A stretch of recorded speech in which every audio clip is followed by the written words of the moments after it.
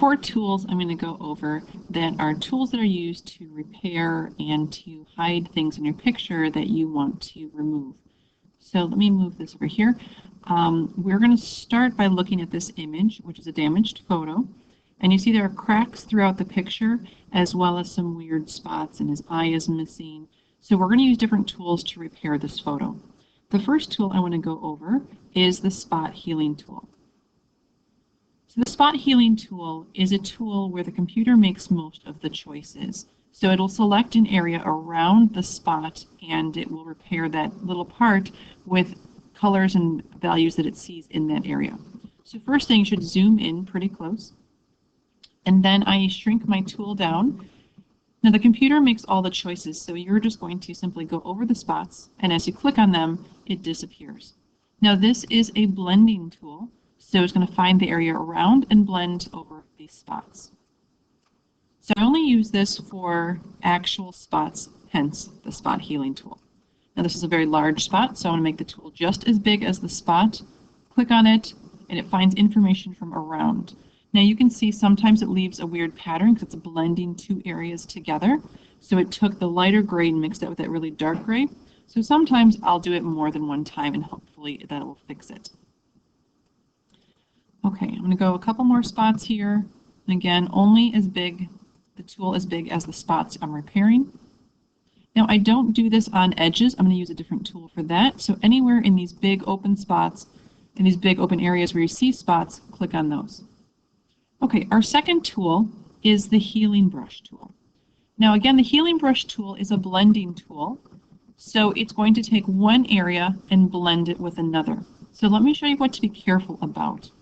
If I'm using this tool and I go near an edge, it blends the light with the dark and I get this sort of fuzzy area. So you really want to be careful of that.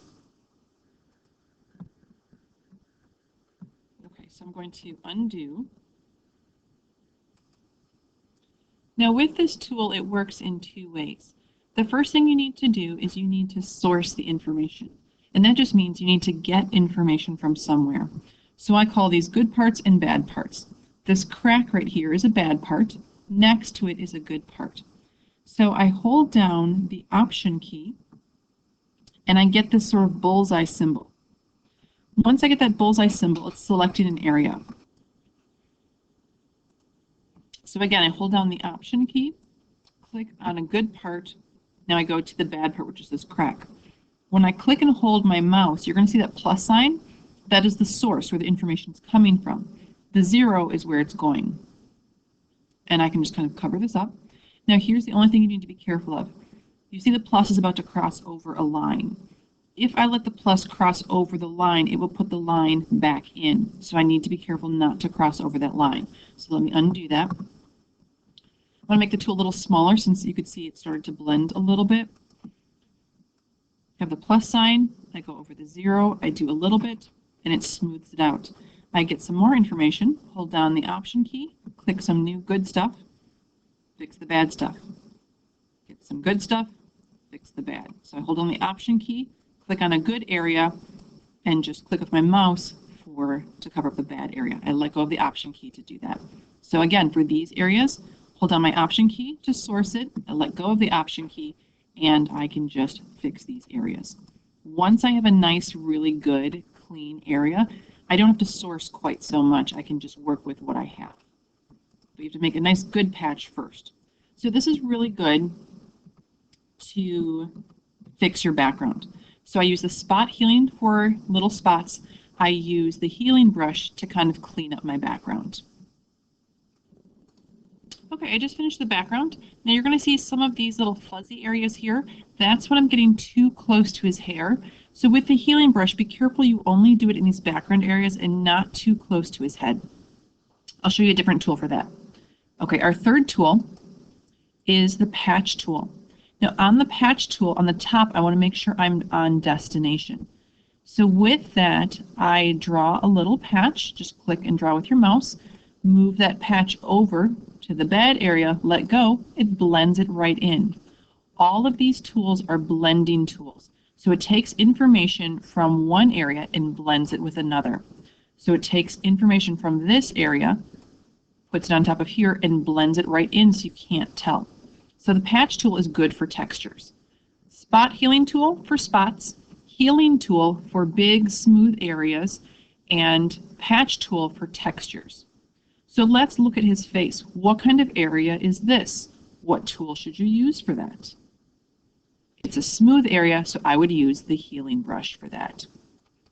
I would move in, shrink the tool down, hold down my Option key, get a good area, and fix the bad area. Smooths it right out. Hold down the Option key, click, and smooth those areas out. Okay, now what do we do when we have something like this? It is a very detailed area. If I used the healing tool or anything like that, as I did that, it would smear it out and mess it up. So I don't want to do that. What I want is something that will give me this exact eye. So I'm going to go down to my clone stamp. Now think of the clone stamp like copy and paste. So I'm going to shrink the tool down, my brush down. I'm going to go over this eye. I want the center of this eye. Now again, I'm going to hold down my Option key. You get that bullseye. I go pick it up or I source it. I move over and you can see that eye travels with me. I line it up, click one time, and it pastes it right in there. It's like copy and paste. So I like to use this for edges. So I could go to the edge of his eyebrow. I could go source it, Option key, take it over, line it up, click, and put it right back in. This is really great for edges. So again, let's do another edge. I need the edge of his jacket here to fix that line. So I'm going to go right below there, Option key to source, move it with me. The edge goes with me. You can kind of see that edge. I put it right on top to line it up. I click one time and it fixes that edge. I can now go in and do other things. So your goal is to find a damaged photo and to finish cleaning this up. When you're done, it should look something like this. Here's my before photo with all the damages on there. After I use these tools, here's the after. Perfectly fixed, like you can't even tell. Good luck.